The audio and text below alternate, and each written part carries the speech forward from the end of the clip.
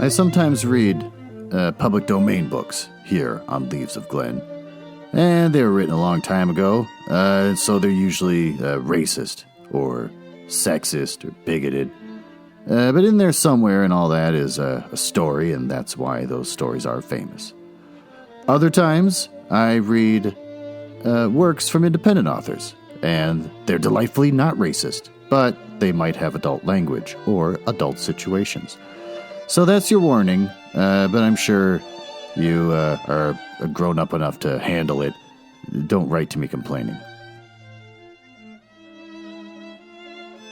Well, I'm on my 11th day of being sick, and I actually feel better, which is a good thing. Not allowed to take any tests, so I don't know if I actually had the coronavirus or not, but it wasn't the worst.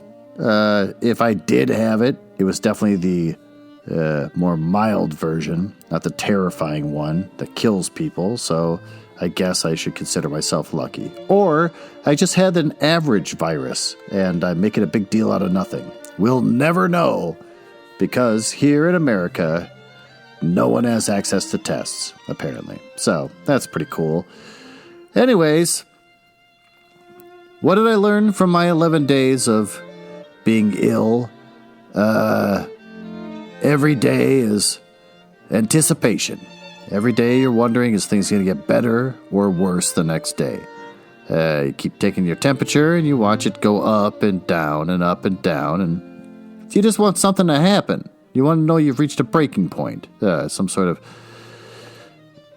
something, a barrier has been broken through, but no, you get nothing. So it's like living in limbo, I imagine.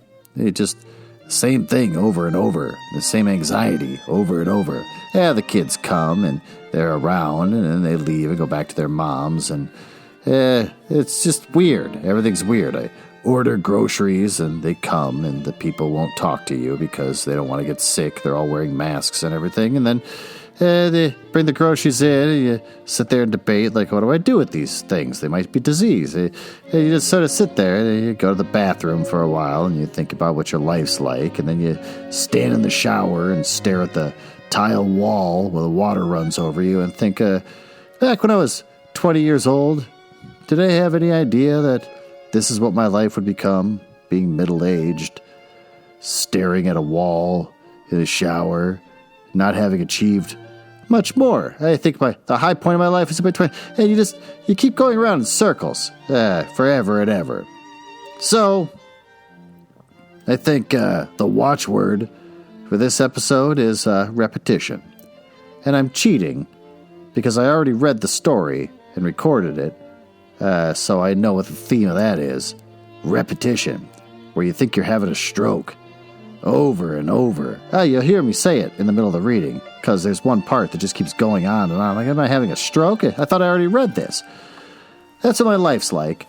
And I really have nothing else to report. Oh, I'm on furlough, so that's a lot of fun. So I can't work for 2 weeks. The next 2 weeks, I got nothing to do. So I called my city, because they'll actually drop off a bunch of mulch. Now that I'm a homeowner, I'm buying mulch.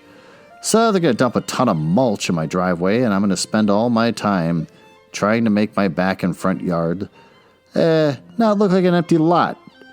So that's what I'm going to do. I guess I'm going to get grass seed and grow grass. My life is pathetic.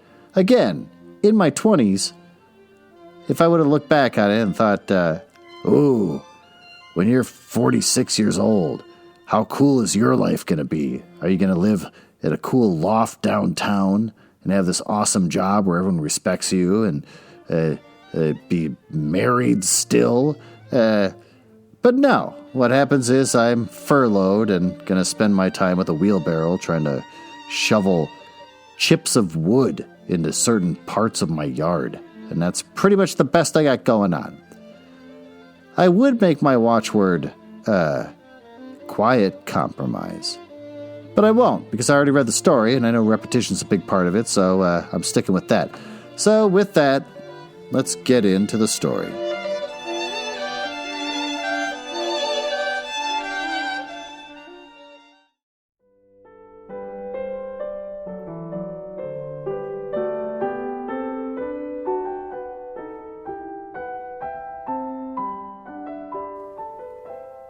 Andrew Lang? Nah, he's just a guy. Born in March 31st, 1844, and died July 20th, 1912.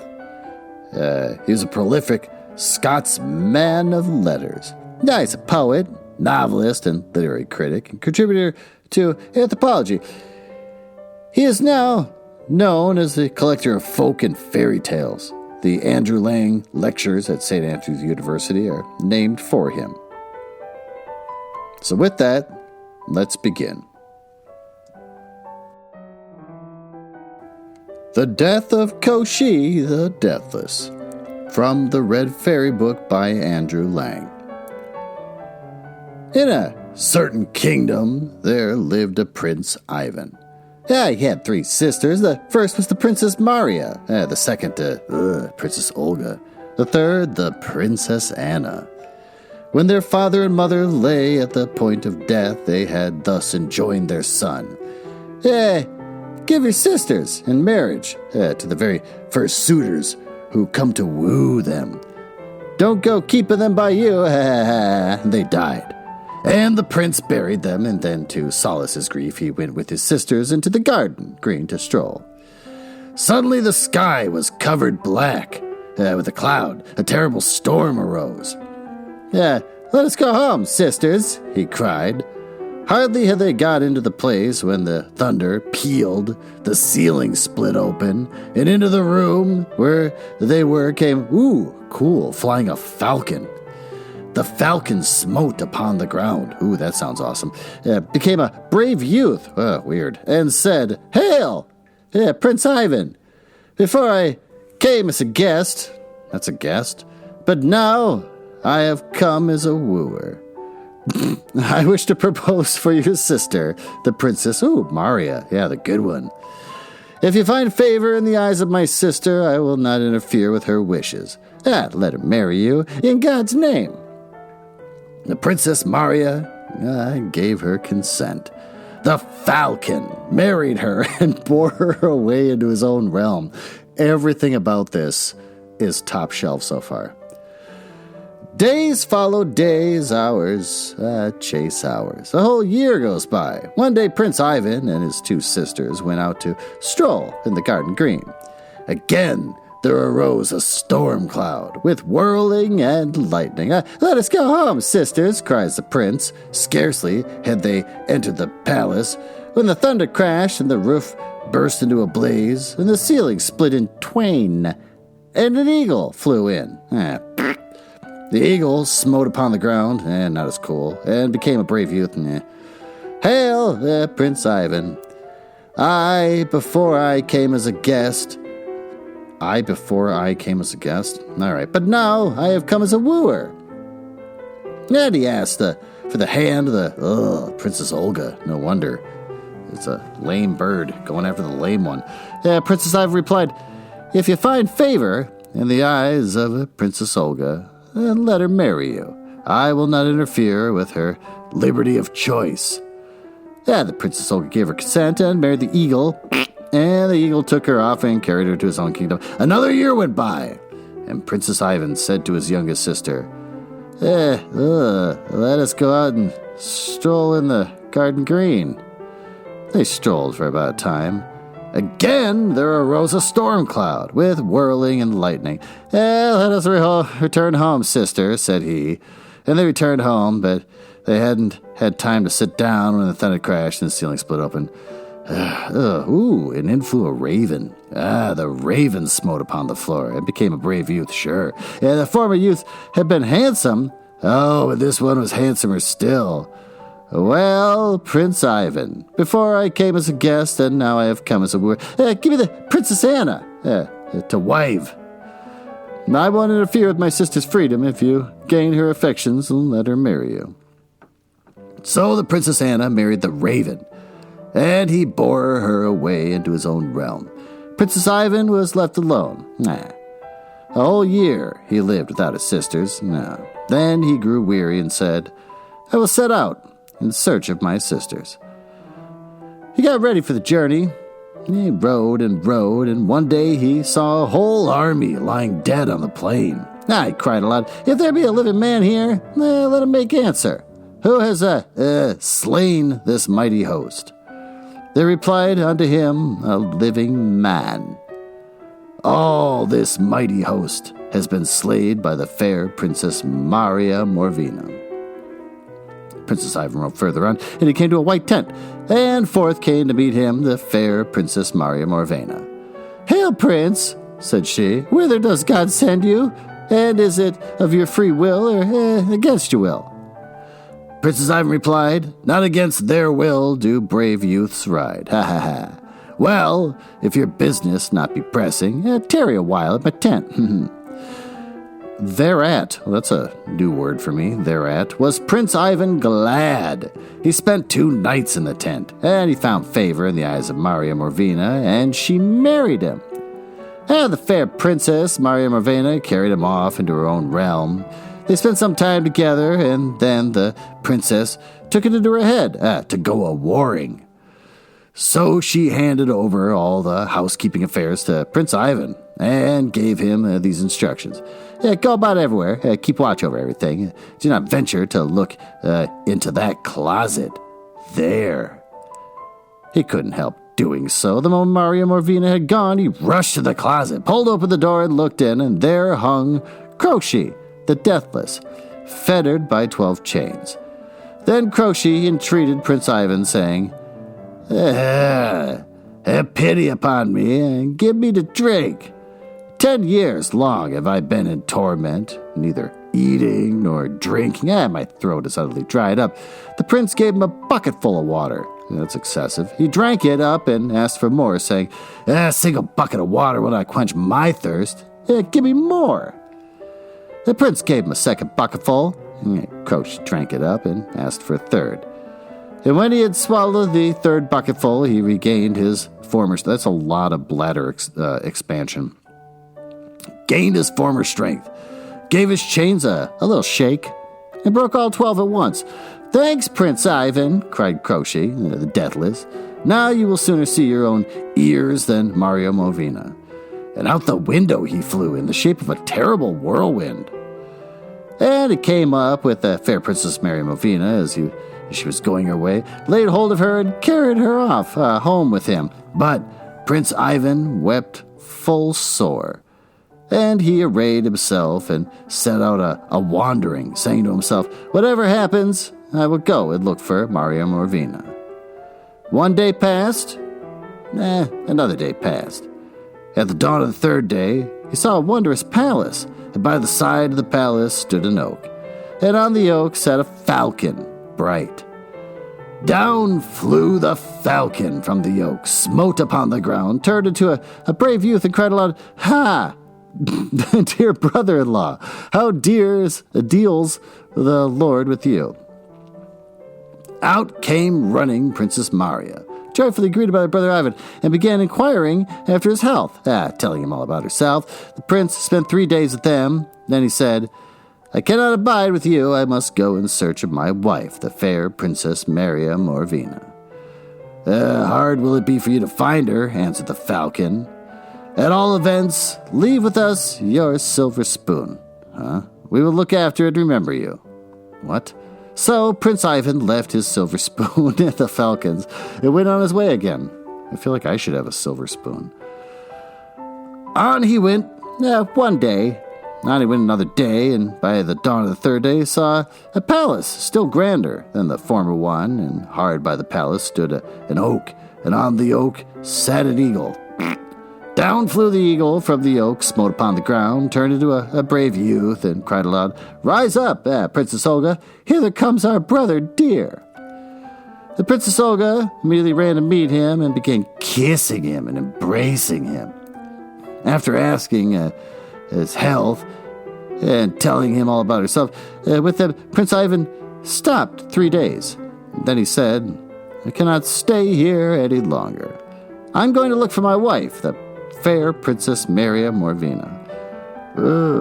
"Hard will it be for you to find her," replied the eagle.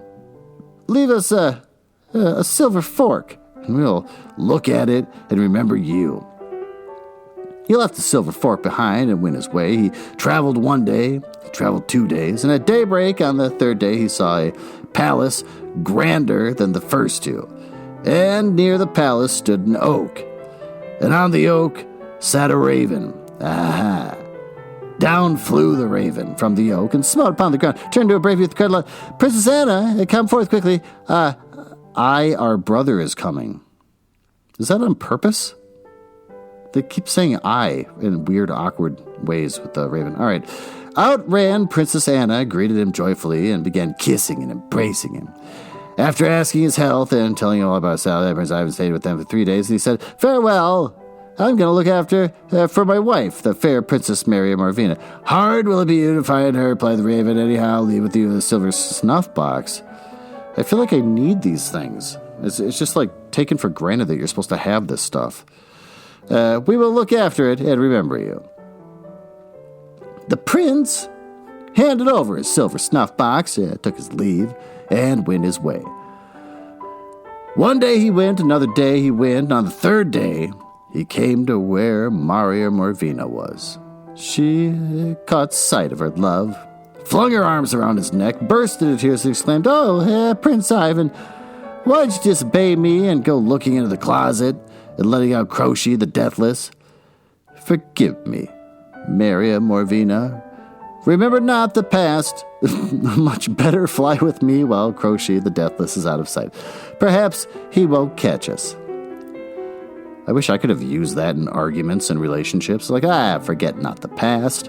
And then you just move forward. That's pretty amazing. So they got ready and fled. Now Koschei was out hunting.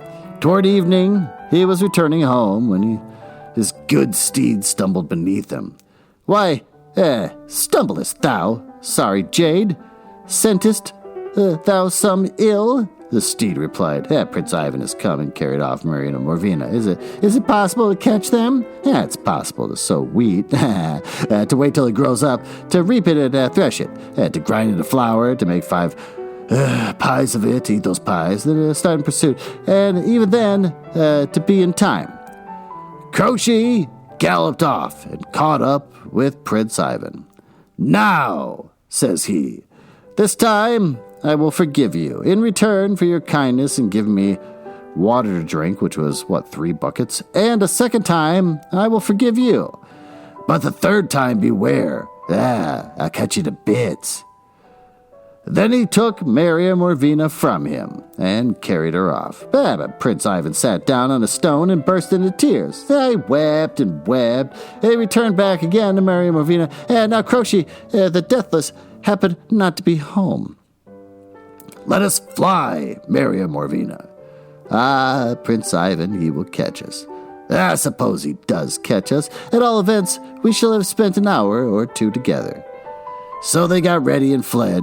As Koschei the Deathless was returning home, his good steeds stumbled beneath him. Why stumblest thou, sorry jade? Scentest thou some ill? Prince Ivan has come and carried off Maria Morvina. Am I having a stroke? It's like the same thing over again. Is it possible to catch them? It's possible to sow barley and wait till it grows up, to reap it and thresh it, to brew beer, to drink ourselves drunk on, and to sleep our fill, and to set off in pursuit. Yeah, I think I'm having a stroke. I literally just read this. Koschei galloped off, caught up with Prince Ivan. Didn't I tell you that you should not see Maria Morvina any more than your own ears? And he took her away and carried her off home with him. Prince Ivan was left alone there. He wept and wept, and then we got back again after Maria Morvina. Koschei happened to be away from home at that moment. Let us fly, Maria Morvina. Prince Ivan, he is sure to catch us, and he knew you in pieces.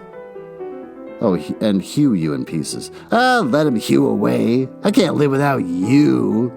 So they got ready and fled. Koschei, the Deathless, was returning home when his good steed, stumbled beneath him. What's going on? Did the ebook get all bunged up and it's just repeating over and over? I don't understand what's happening right now. Why stumblest thou? Scentest thou any will? Prince Ivan has come and is carried off Maria Morvina. Koschei galloped off and caught Prince Ivan, chopped him into little pieces, put him in a barrel.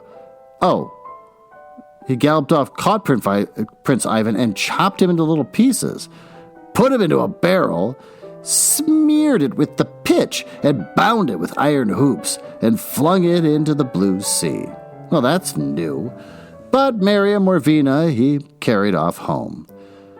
At that very time, the silver articles turned black, which Prince Ivan had left with his brothers-in-law.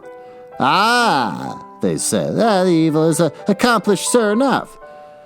Then the eagle hurried to the blue sea, caught hold of the barrel and dragged it ashore. The falcon flew away for the water of life, and the raven for the water of... Oh, it's like in that barrel is just a mess of human parts, and they're going to try and bring it back to life. Afterwards, they all three met, broke open the barrel, took out the remains of Prince Ivan, washed them, put them together in fitting order. The ravens sprinkled them with the water of death. The pieces joined together, the body became whole. The falcon sprinkled it with the water of life. And Prince Ivan shuddered, stood up, gross, and said, what a time I've been sleeping. You'd have gone on sleeping a good deal longer if it hadn't been for us, replied his brothers-in-law. Now, come and pay us a visit.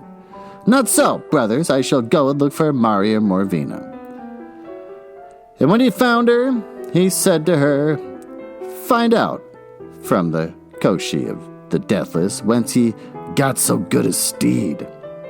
So Maria Morvina chose a favorable moment and began asking Koschei about it. Koschei replied, beyond thrice 9 lands in the 13th kingdom, on the other side of the fiery river, there lives a Babba Yaga. Ooh, a Babba Yaga.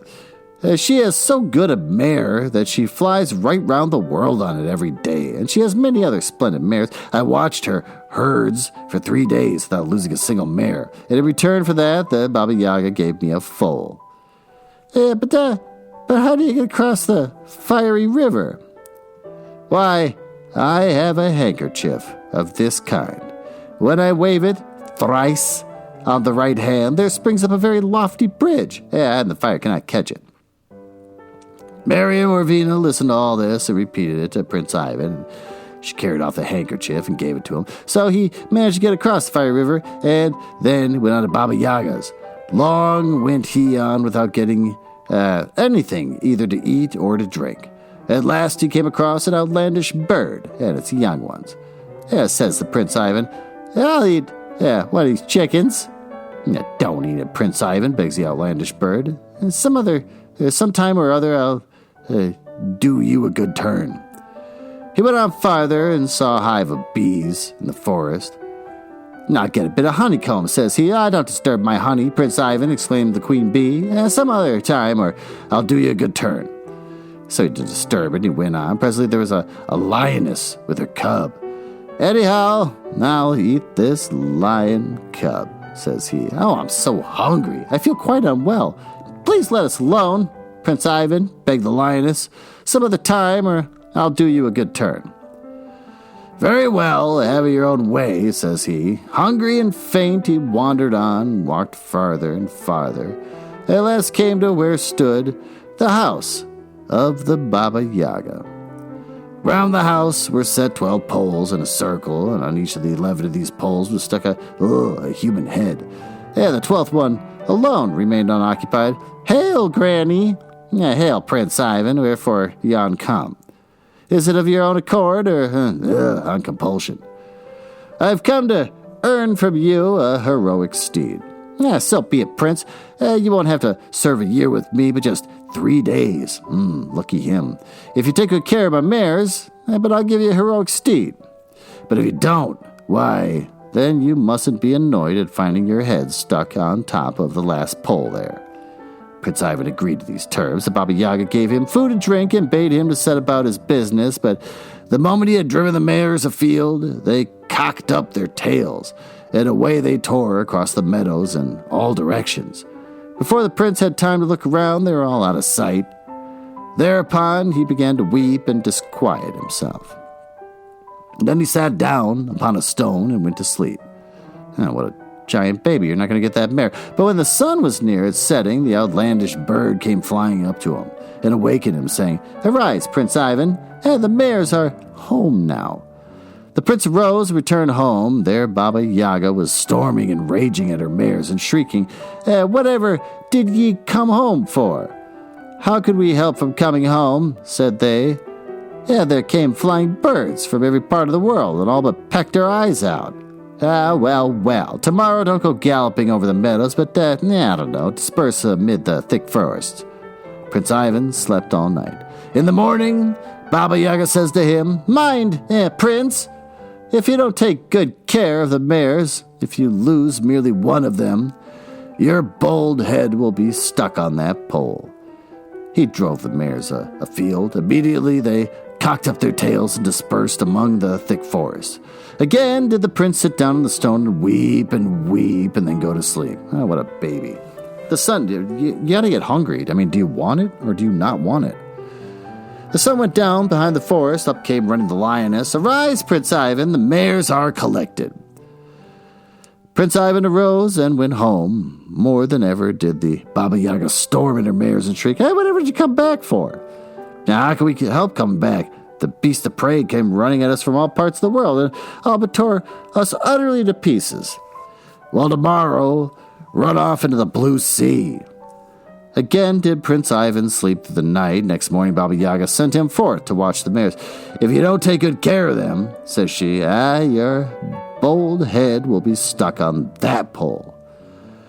He drove the mares afield, and immediately they cocked up their tails and disappeared from sight and fled. Everything's in threes. They fled to the blue sea. There they stood, up to their necks in water.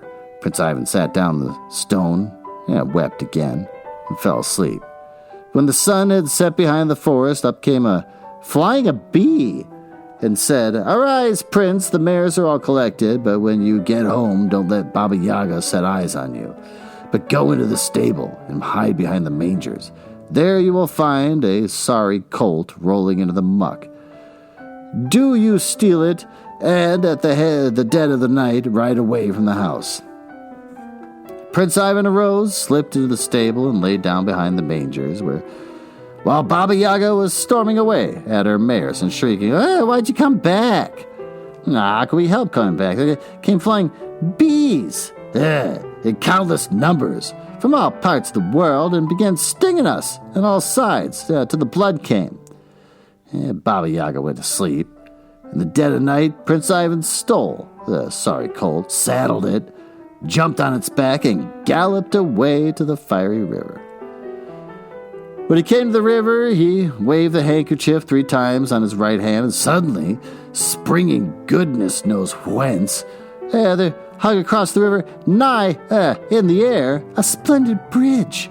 The prince rode across the bridge and waved the handkerchief twice only on the left hand. There remained across the river a thin, ever so thin bridge. When the Babba Yaga got up in the morning, the sorry colt was not to be seen! ! Off she set in pursuit. This is just the story of Babba Yaga, except slightly different. I've read this before. At full speed did she fly, in her iron mortar. Yep, there we go. Urging it on with the pestle, sweeping away her traces with the broom. She dashed up to the fiery river, gave a glance, and said, "A capital bridge." She dove onto the bridge, but had only got halfway when the bridge broke in two, and the Babba Yaga went flop into the water. There, truly, did she meet with a cruel death. Oh, that was fast. Prince Ivan fattened up the colt in the green meadows and turned it into a wondrous steed. Then he rode to where Mario Morvina was. She came running out and flung herself on his neck, crying, "By what means has God brought you back to life?" "Thus and thus," says he. "Now come along with me."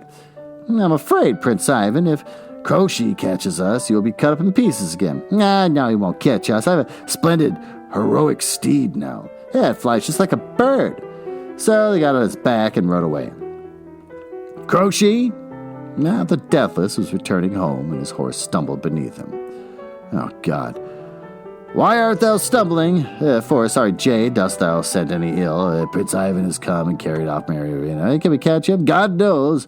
Prince Ivan has a horse now, which is better than I. Well, I can't stand it," says Koschei, the Deathless, "and I will pursue." Oh, there's no talk of wheat and whatever this time. After a time, he came up with Prince Ivan. lighted on the ground and was going to chop him up with a sharp sword. But at that moment, Prince Ivan's horse smote Koschei, the Deathless, full swing, with his hoof, and cracked his skull. And the prince made an end of him with a club. Afterwards, the prince heaped up a pile of wood and set it on fire, and burnt Koschei, the Deathless, on the pyre, scattered his ashes to the wind. Then Maria Morvina mounted Koschei's horse, and Prince Ivan got his own, and they rode away to visit, first the raven, then the eagle, then the falcon. Wherever they went, they were met with a joyful greeting. "Ah, Prince Ivan, why, we never expected to see you again. Well, it wasn't for nothing that you gave yourself so much trouble. Such a beauty as Maria Morvina. One might search for the whole world over and never find one like her." Who's saying that? The Raven Boys or his sisters? It's going to hurt the sisters' feelings if they're saying that. And so they visited, and they feasted, and afterwards they went off to their own realm.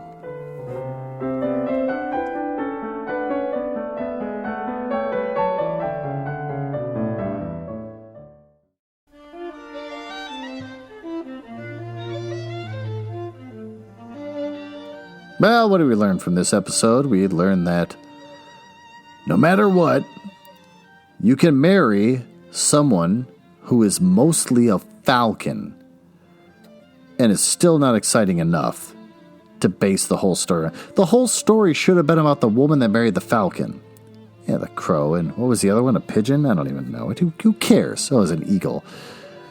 That's the exciting part. What's your day-to-day like when you have someone that could take the shape of a falcon and come home after a long day of catching rabbits and devouring them, and then comes home? And what does he complain about? Like, I complain about work all the time to my kids. I don't got anyone that cares about me. So when you're a falcon, I had to chase a rabbit for 32 minutes until I finally got him, and I'm just pissed. What a rough day. Yeah, what was your day like, honey? Like, that's what I want to know about.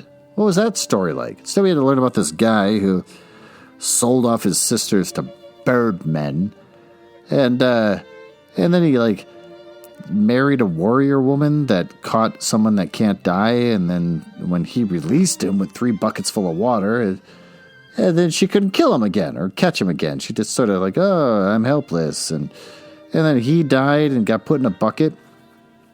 When he got resurrected, what's that like? Is it like Lazarus, where you wake up, but you don't have a soul anymore, and all you do is walk towards the sun because the heat of the sun is what keeps you alive? I don't know. So, that was disturbing. The story was useless. As useless as my fantasies about hanging out with people.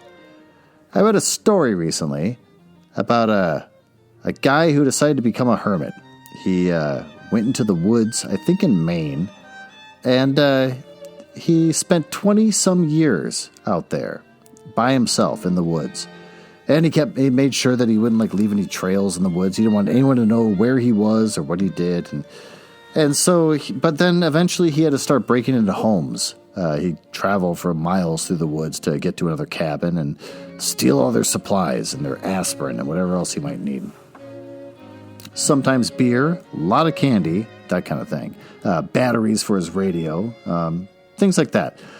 But the one thing he said was when he finally got caught and he had to go to jail for spending 20-some years of breaking into people's homes, which seems weird. You'd think they'd let him off the hook, but nope, they put him in jail and everything. He had to get put back into circulation. There's a program to get him get a job and be part of society again. And the one thing he said after 20 years living in the woods, never seeing another human soul, was that he had a tough time looking at people's faces. Because people's faces have a lot of expression. If you say hi to someone, the way their eyes open up or not open up, and the way the muscles on their face contort and move around, reveals to you a lot in one moment about how they feel about you or what they think about you. And so he said seeing another person's face gave him too much information, and it made him really uncomfortable. So whenever he talked to people, he never looked at them. He just always looked down like at his own hands and stuff, which is both poetic and also what I crave. I want to hang out with my friend Ronnie and eat chicken wings and look at his face and see what he thinks of me with his expressions. I want to get together with other friends and chat and talk and see what their face looks like. I'm dying for it. Human faces has become a porn for me. Damn it. I want to see another human face. Oh, I see my kids' faces, but all they do is sit in their bedrooms. They don't want to talk to me. So I just watch TV and see other people acting with their faces towards other actors who are also acting. I want to see a genuine interaction. I'm dying for it. So, what's the point of this episode? Human faces. Thanks for listening, and I will talk to you next week.